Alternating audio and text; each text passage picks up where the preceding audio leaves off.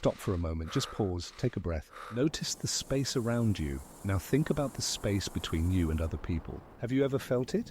A kind of invisible wall, a distance you didn't build, but it's there. Someone once called you intimidating, maybe aloof, mysterious, or hard to read. And it didn't feel right, because you weren't trying to be any of those things. You weren't projecting power or exuding aggression. You were just being quiet, observant, living more inside your own head than outside of it. The label intimidating feels like a costume someone else put on you. It's heavy and it doesn't fit. Today we're going to take it off, and we're going to understand why people handed it to you in the first place. The real reason isn't about you being scary, it's about you being indecipherable. Let's talk about the human brain.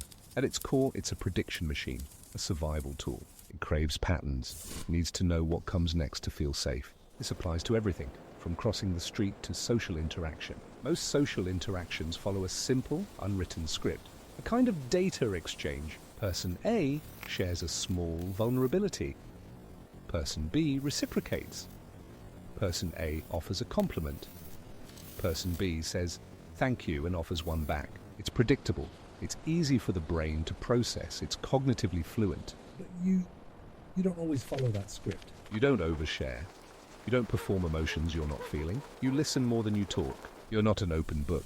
You're a locked room with a quiet garden inside. This creates what we can call a data deficit for the other person. Their prediction machine sputters. It doesn't have enough information to create a pattern. They can't figure you out.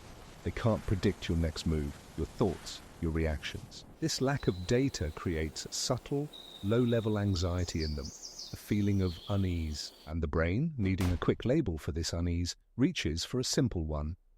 Intimidating. It's a cognitive shortcut. It's easier to label you as the source of the feeling than to admit, I feel insecure because I can't read you. So, notice this first. Their reaction is not about your power. It's about their lack of information. You're not a threat. You're a puzzle they can't solve. And that frustrates the prediction machine. So what do? The goal isn't to change who you are. It's not to become a loud, oversharing person. The goal is to learn how to offer just enough data to put the other person's brain at ease. Here are a few micro actions. They work instantly. First, the signal of presence. When someone is talking to you, instead of just staying perfectly still, give a slow, deliberate nod. This tiny action is a powerful piece of data.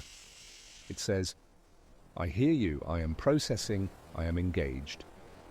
It calms their nervous system. Second, the shared observation.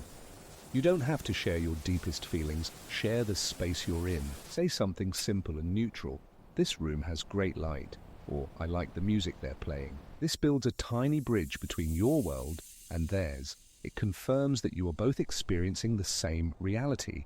It's grounding for them. Third, the gentle inquiry. Shift the focus from yourself. Ask a low-stakes, open-ended question, not how are you, which invites a one-word answer. Try something like, what has been the most interesting part of your week?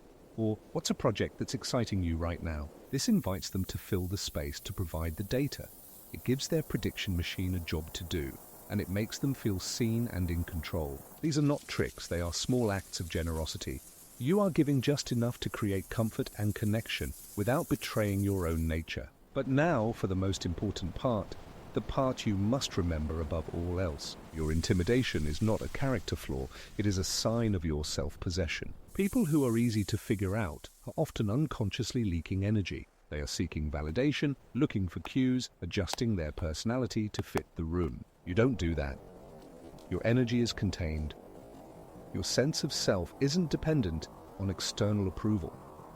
Your boundaries are not walls you built, they are the natural edge of who you are. This is an incredible strength, it's a form of gravity, it's quiet power. So the real task is not to become less intimidating, it's to become a better gatekeeper of your own quiet world. You are not a puzzle that everyone is entitled to solve.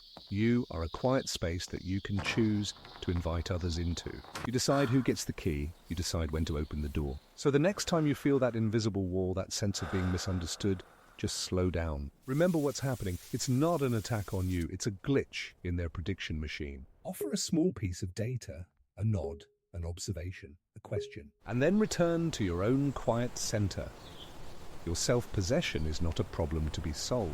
It is your greatest gift. Don't let the world convince you otherwise.